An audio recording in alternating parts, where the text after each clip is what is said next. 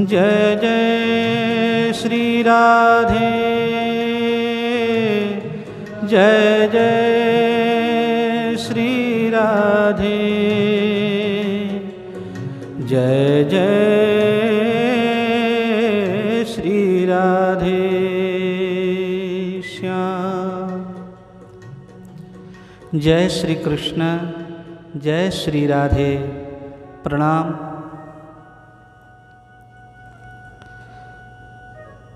कृपालु की कृपालुता हम लोग श्रवण कर रहे हैं। ठाकुर श्री मधुर बिहारी जी किस प्रकार से भक्तों के ऊपर कृपा करते हैं।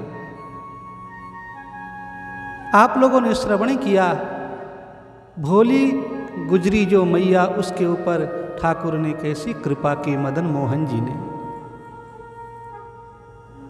ऐसे दयालु, ऐसे कृपालु ठाकुर श्री मधुर बिहारी जी के पावन चरित्र हम लोग श्रवण कर रहे हैं। अनेकों पावन चरित्र समय समय पर हम लोग श्रवण करते हैं। इस प्रकार भगवान ने किस प्रकार से कैसे भक्तों की कृपा की, दिव्य पावन चरित्र। जाति पाति को भेद नहीं, देखो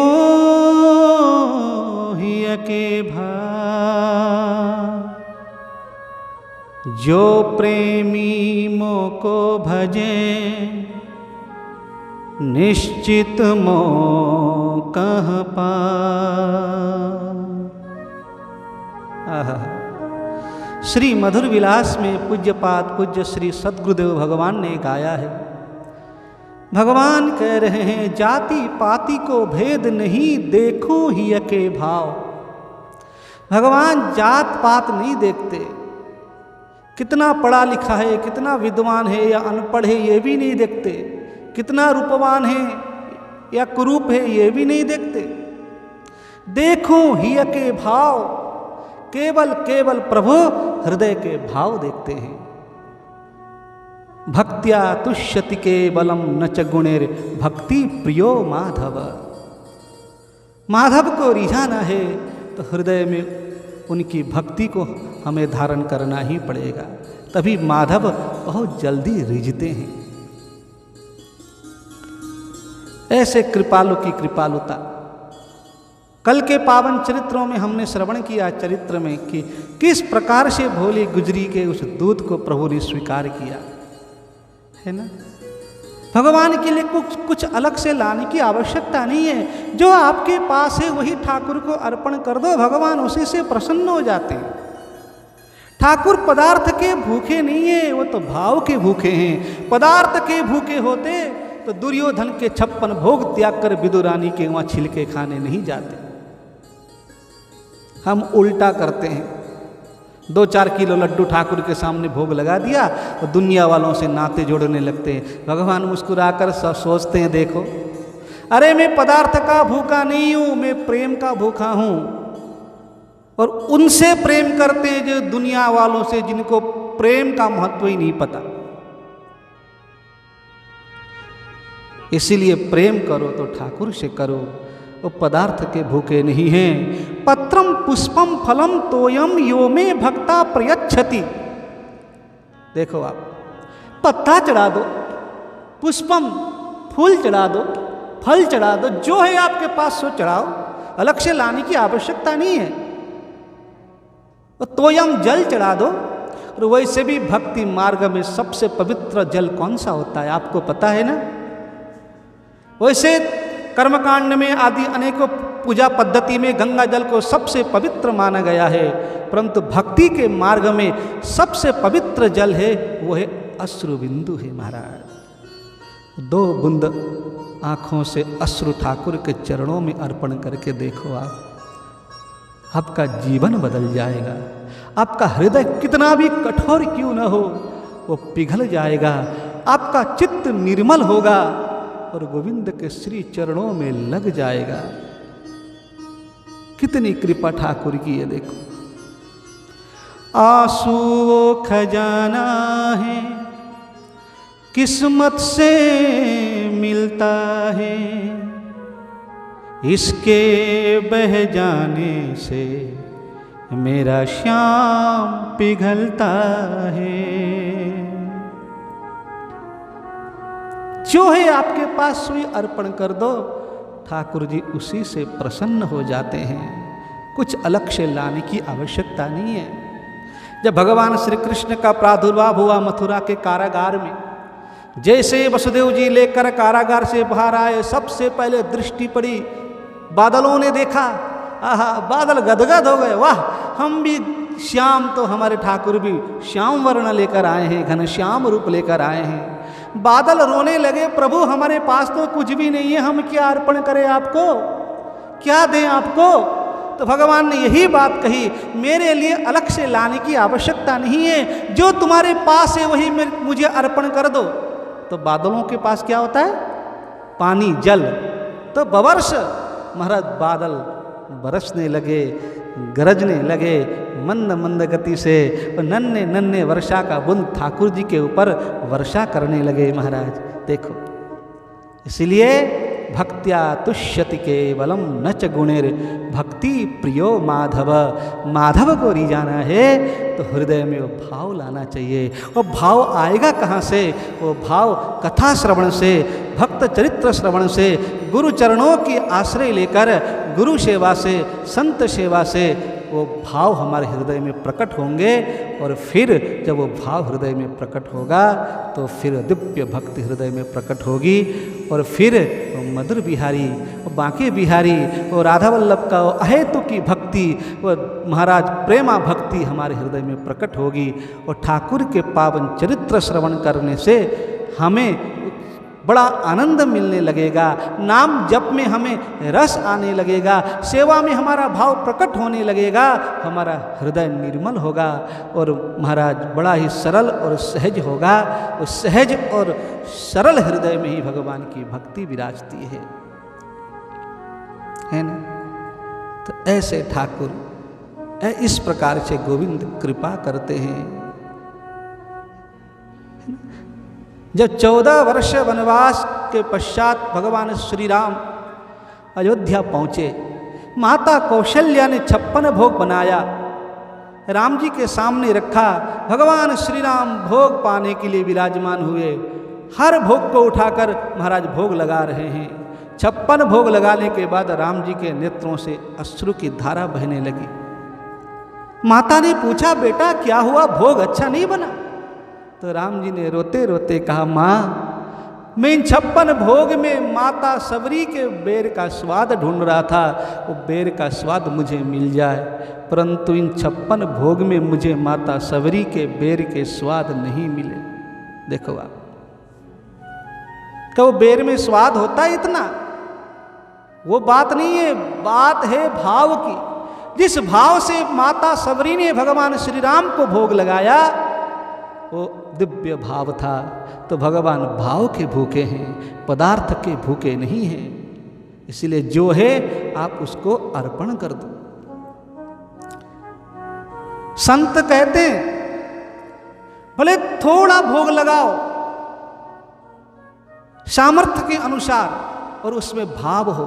ये नहीं कि 5-10 किलो मिठाई लेकर गए, लंबी चौड़ी हार माला लेकर गए मंदिर में, ठाकुर को भोग लगा दिया, अरे बड़े प्रशंसा सुनकर बड़े गदगद हो रहे हो, सोच रहे हो कि मैंने आज इतनी बड़ी सेवा कर दी। नहीं नहीं, है ना। भाव नहीं है तो कुछ भी ठाकुर स्वीकार नहीं करते। इसलिए भाव हृदय में लाओ। वो भाव प्रकट तभी होगा जब हम कथा श्रवण करेंगे, भगवत चर्चा, भागवत चर्चा श्रवण करेंगे तो हमारे हृदय में फिर वह दिव्य भाव अपने आप प्रकट होने लगते हैं।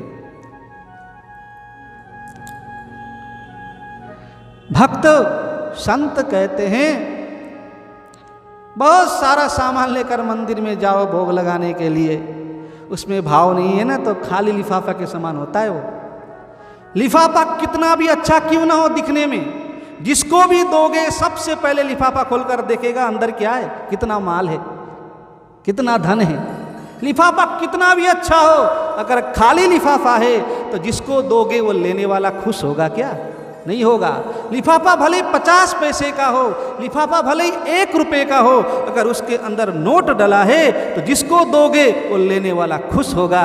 ऐसे ही ठाकुर जी भी हैं। भले आप 1 रुपए का फूल लेकर जाओ, भले आप 5 रुपए का भोग लेकर जाओ, और अगर उसमें भाव रूपी नोट डला है तो भगवान उसको स्वीकार करेंगे। भले आप 1000 रुपए का भोग लेकर जाओ, अगर उसमें भाव रूपी नोट नहीं है तो खाली लिफाफा है, फिर लेने वाला मेरा मधुर बिहारी, मेरे बांके बिहारी, मेरे राधा वल्लभ लाल, मेरे मदन मोहन जी वो प्रसन्न नहीं होंगे। इसीलिए कोई जरूरी नहीं है कि इतना कुछ करे और उसमें भाव न हो, भले थोड़ा करो और उसमें दिव्य भाव हो तो ठाकुर उसी से रिझ जाते हैं, ठाकुर उसी से गदगद हो जाते हैं। इसलिए संतों ने गाया है ना, उतरा सागर में जो उसको मोती मिले, खोज की जिसने मेरी मुझे पा गया, नुक्ताची शंकावादी को मैं ना मिला, भीलनी का भोलापन मुझे भा गया। देखो उतरा सागर में जे उसको मोती मिले, खोज की जिसने मेरी मुझे पा गया। आहा, जो इस प्रेम के सिंधु में जिसने गोता लगा लिया वो उतर गया कृष्ण रूपी मोती को ढूंढने के लिए, वो तो पा गया। जो नुक्ताचीनी करने वाले होते हैं ऐसे कैसे हो सकता है? भगवान श्री राम ने सबरी के झूठे बेर खा लिए बता, और वो भोली गुजरी का दूध पी गए, पानी मिला हुआ, वो मछली गिरी थी जिस दूध में वो दूध पी गए। ऐसे नुक्ताचीनी करने वालों पर भगवान कृपा नहीं करते। नुक्ताची शंकावादी को मैं ना मिला, जो शंकालु प्रवृत्ति के होते हैं उनको मैं नहीं मिला, और भीलनी का भोलापन मुझे भा गया। देखो आहा, जिस तपोवन में माता सबरी भजन करती हैं, उस तपोवन में एक से एक बड़े बड़े अमलात्मा, विमलात्मा, योगी, मुनि, महात्मा भजन करते हैं। और भगवान श्री राम किसी की कुटिया में नहीं गए, सीधे माता सबरी की कुटिया में गए। देखो आप, क्यों? क्योंकि सबरी के भोलापन मुझे भा गया, भगवान कह रहे। देखो आप,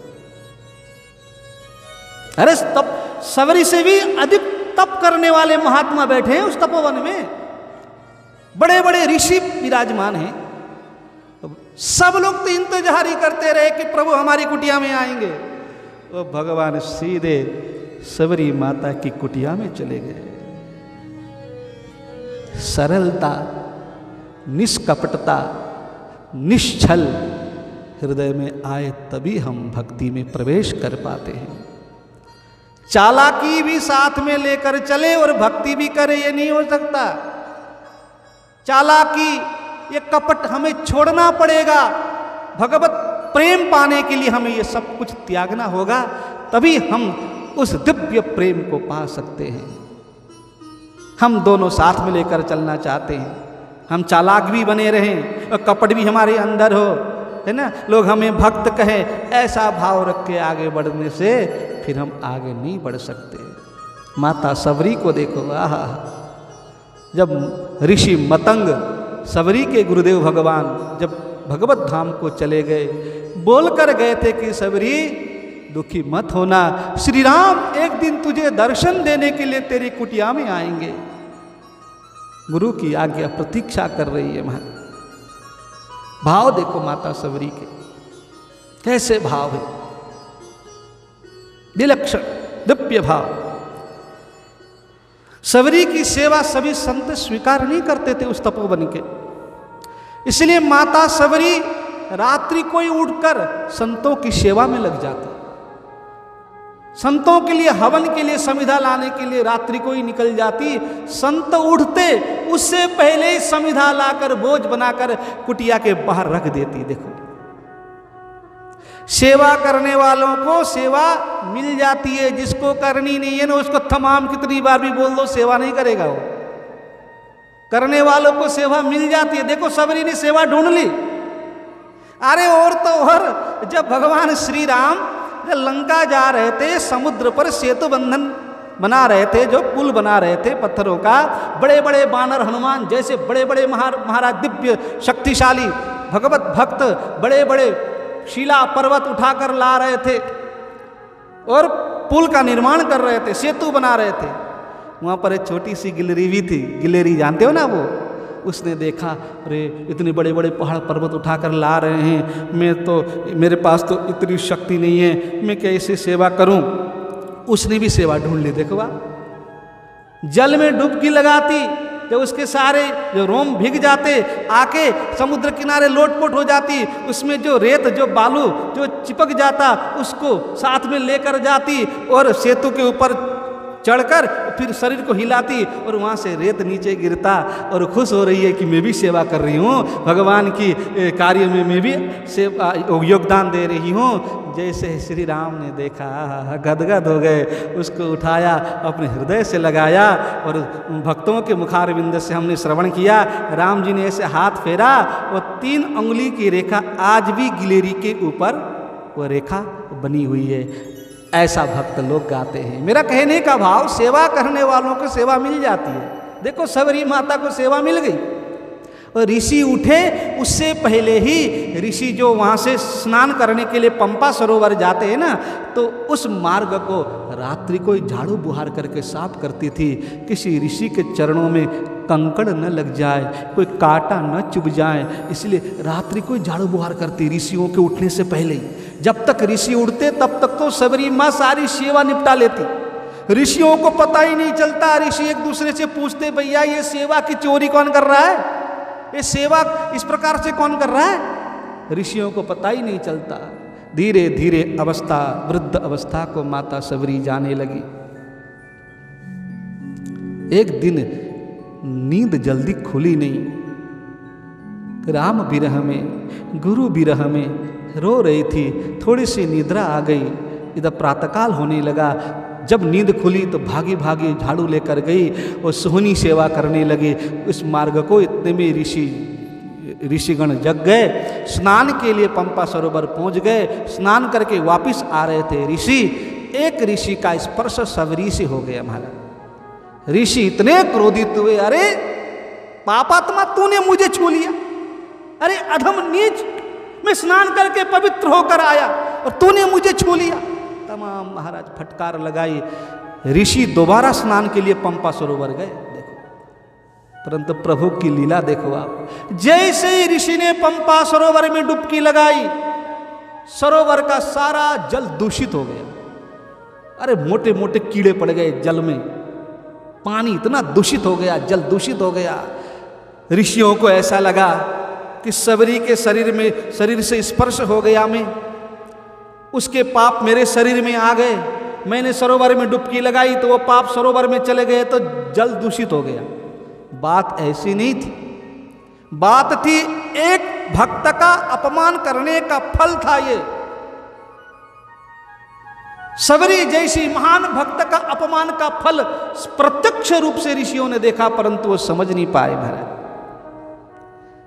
बड़ा प्रयास किया ऋषियों ने उस जल को पवित्र करने का, अनेकों तीर्थों से जल मंगाया गया, विधि विधान से महाराज उसको पवित्र करने का प्रयास भी किया, परंतु जो छोटे कीड़े थे ना और मोटे होते ही जा रहे थे, जल और दूषित हो रहा था। एक ऋषि ने कहा भगवान श्री राम आ रहे हैं, वो साक्षात ब्रह्म हैं, वो आएंगे, उनके चरण कमल हम सरोवर में यहाँ पर ले आएंगे तो इतने में सरोवर का जल विशुद्ध होगा। भगवान श्री राम की प्रतीक्षा कर रहे हैं ऋषि और सबरी माता। ऋषियों को लगता था कि हमारी कुटिया में आएंगे, परंतु भगवान श्री राम सीधे माता सबरी की कुटिया में पहुँच गए।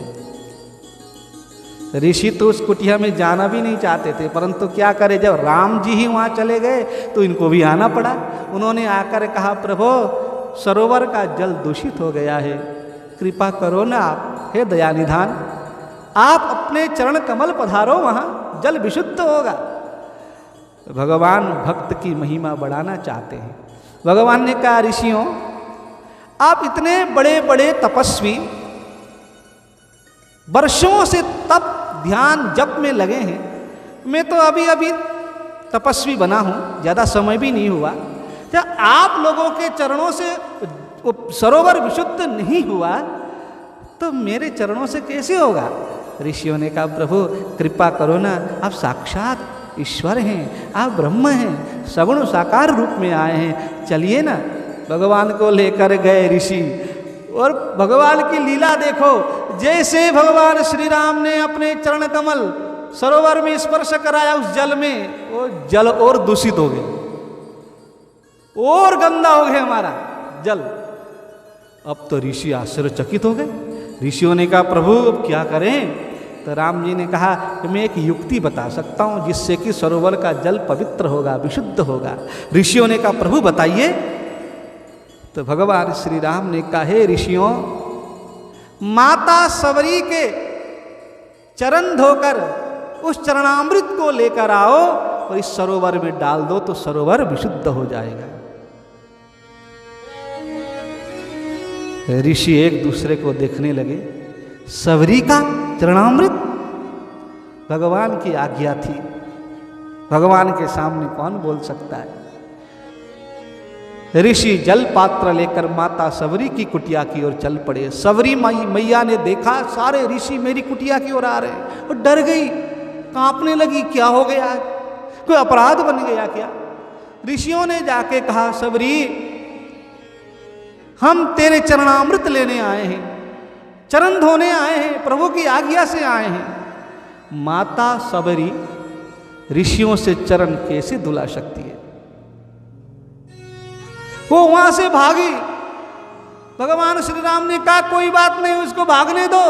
जहां पर सबरी खड़ी है उस चरण रज को उठा कर ले आओ। ऋषियों ने ऐसे ही किया। जहां माता सबरी खड़ी थी उनके चरण रज को उठाकर लेकर आए और जैसे सरोवर में छिड़काव किया तो सरोवर का जल विशुद्ध और निर्मल हो गया। बोलो भक्त वत्सल भगवान की। देखो भक्त, भगवान अपने भक्त की महिमा किस प्रकार से महाराज कहां तक लेकर जाते। देखो कितनी महिमा बढ़ाई भक्त किया। सबरी के चरण रस से पंपा सरोवर प्रभु ने विशुद्ध किया और भक्त की महिमा को खूब बढ़ाया भगवान ने। तो ऐसे प्रिय होते भगवान के भक्त भगवान को। इसलिए हमने कहा भक्त्या तुष्यति केवलम न च गुणिर भक्ति प्रियो माधव। माधव को प्रसन्न करना है तो हृदय में भक्ति को लाना ही पड़ेगा। और भक्ति तभी आएगी जब आप प्रभु की लीला, भक्त चरित्र, सेवा में अपने मन को लगाओगे तो फिर वो भक्ति आपके हृदय में प्रकट होगी। बोलो वृंदावन बिहारी लाल की। बोलो मधुर बिहारी सरकार की। बोलो श्री सद्गुरुदेव भगवान की। राधा राधा राधा राधा राधा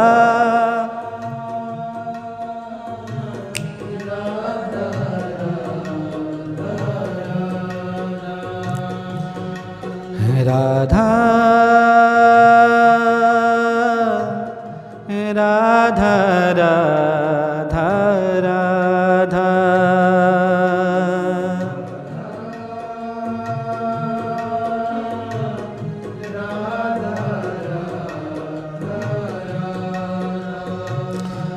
श्री राधा राधा राधा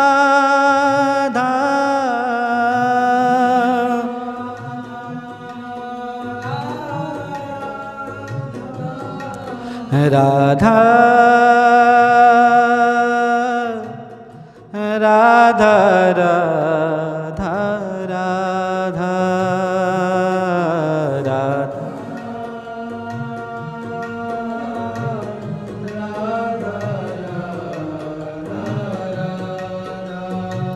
श्री राधा राधा राधा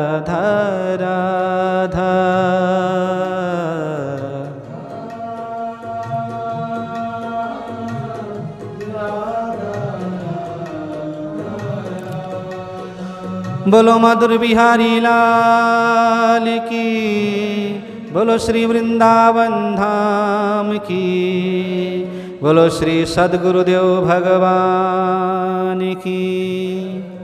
श्री गुरु चरण कमलेभ्यो